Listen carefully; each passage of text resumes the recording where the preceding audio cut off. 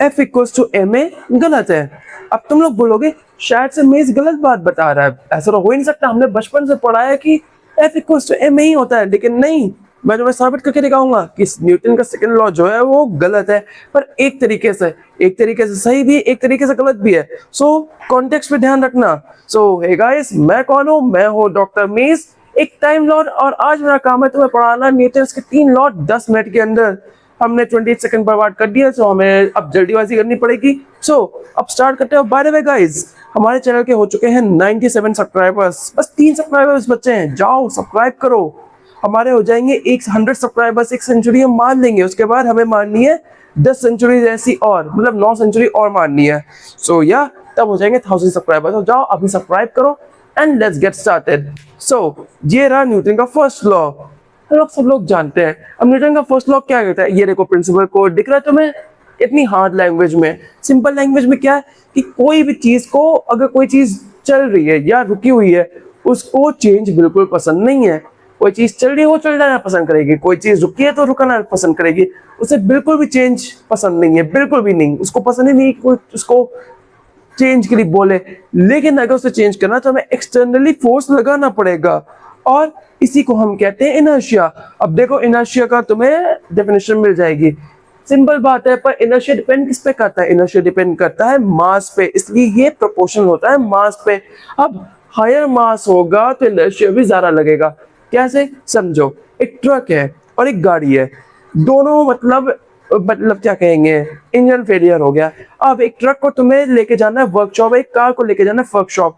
अब बताओ किस पे तुम्हें ज्यादा ताकत लगेगा धक्का मारने में, ट्रक में या कार में? कार का वेट मान लो तुम्हारा कितना, 400 kgs विद व्हील्स। एस्टिमेट ले रहा हूं मैं कोई वो मैं कार का वेट नहीं जानता इस वक्त कितना होगा, पर एक लाइट वेट कार है 400 kgs, एक सुपर लाइट वेट कार है 400 kgs की, तेल लगे तुम कैसे।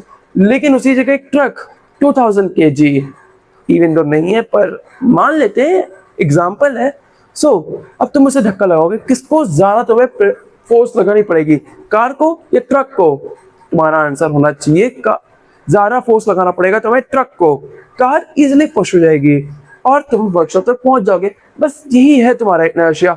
और बाय द वे गाइस, ये रहा तुम्हारा की टेक अवे। सो इसको तुम अपने नोट्स में लिख सकते हो। अब तुम नोट्स बना लो और उसके बाद हम बढ़ते हैं सेकंड टॉपिक पे, जो कि है न्यूटन सेकंड लॉ, जिसके अंदर मैं तुम्हें प्रूफ करके दिखाऊंगा कि F equals to M a गलत है एक तरीके से। सो हम आगे बढ़ते हैं अब। ये तो हो गया। अब ब्लैक बोर्ड को चेंज करते हैं, या व्हाइट बोर्ड को या स्मार्ट बोर्ड को ही। ये हो गया चेंज। अब न्यूटन का सेकंड लॉ, अब इसका मेन आइडिया क्या है? जो रेट ऑफ चेंज है वो न्यूटन ने एक मोमेंटम के फॉर्म में दिया हुआ है, ठीक है। और ये देखो मेन आइडिया ये था, एफ एक्सटर्नल जो है वो dp upon dt equals to dmv upon dt। हाँ ये था, सही पढ़ा मैंने, वाओ। ये था। लेकिन जो तुम बुक में पढ़ते हो m equals to F equals to M A, हाँ F equals to M A, ना कि m equals to F equals to M A, वो गलत नहीं है। सरप्राइज ना? वो सोचा होगा मैं बोलूंगा गलत है, ऐसा नहीं है, वो गलत नहीं है। तुम जो बुक में पढ़ते हो वो सिंप्लीफाइड है, वो डेरिवेटिव का फॉर्मूला है, और वो तब आता है, ये देखो स्पेशल केस, जब मास कांस्टेंट हो, मोमेंट जो भी हो रहा है मास कांस्टेंट रहेगा, तब ये आएगा। और तब तुम m बाहर लोगे और ये हो जाएगा F equals to M a. Simple है। लेकिन जब तुम्हें नीट या जे के अंदर ये पूछा जाएगा रॉकेट फ्यूल या कन्वेयर बेल्ट जिस पे सैंड गिर रही है, तब तुम यूज करोगे ये स्पेशल केस। इसका फॉर्मूला देख लो, देख लिया। अब ये है ओरिजिनल आइडिया और ये रहा एक स्पेशल केस। यूनिवर्स के अंदर ये काम करता है, स्पेशल केस के अंदर ये काम करता है। तो मैंने तुमसे झूठ नहीं बोला था, बस मैंने तुमसे पूरा सच नहीं बोलता, जैसे तुम्हारी बुक नहीं बोलती, तुम्हारी बुक नहीं बताती कि F equals to M a पूरा सच नहीं है, वो हर जगह काम नहीं करता।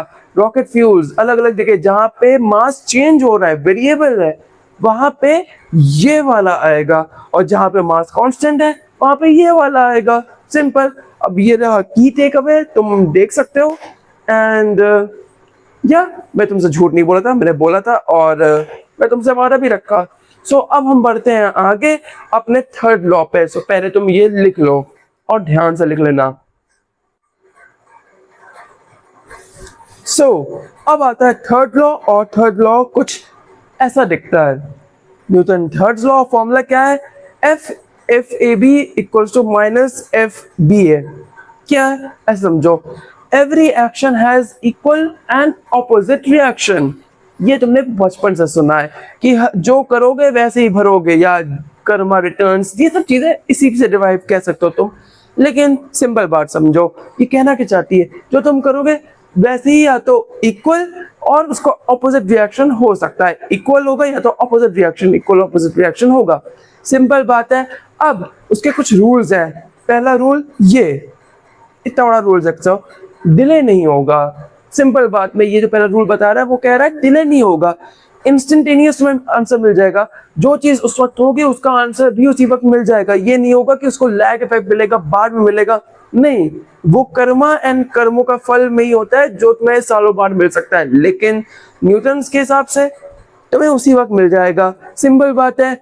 अब दूसरी चीज देखो, इंडिपेंडेंट बॉडीज मतलब क्या है? तो देखो, जो चीज होगी एक्शन और रिएक्शन दोनों अलग अलग बॉडीज पे होगी। एक्शन इस पे, रिएक्शन इस पे, दोनों सेम नहीं होगी।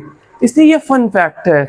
और इसी के साथ आता है हमारा आखिरी इसके टॉपिक। ये देखो, ये फिगर देख लो, एक ऑब्जेक्ट है टेबल के ऊपर, ये ऑब्जेक्ट है, ऊपर की तरफ एन, नीचे की तरफ जी।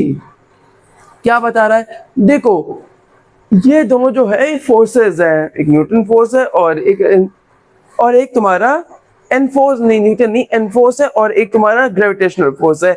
ये दोनों एक दूसरे को अपोज कर रही है, और एक दूसरे को अपोज करते वक्त ये बन जा रही इक्विलिब्रियम में, और इक्विलिब्रियम पे होने के बाद सिंपल, ये एक्शन रिएक्शन वाला है ही नहीं, दोनों एकदम बढ़िया सा काम कर रहे हैं। एक चीज टेबल पे बैठी है तो बस बैठी है, ग्रेविटी उसे नीचे की तरफ, एक ऊपर की तरफ, और ये बीच में, एंड दैट्स इट, हो गया। देखो कितने आसानी से हमने 3 लॉस आराम से पढ़ लिए। 3 लॉस लिटरली तुमने स्लाइड्स भी बना लिए, पढ़ भी लिया, एंड या होपफुली तुम लोगों को वीडियो पसंद आई होगी, और पसंद आई होगी तो यार जाओ चैनल को सब्सक्राइब करो, and yeah, that's all for today. See you on the next video. Till then, take care and goodbye. And yeah, subscribe कर देना, come on, सब्सक्राइब करना फ्री है, नहीं करोगे तो क्या ही जा रहा है तुम्हारा, कर लो यार, सब्सक्राइब कर लो, एंड या गुड बाय।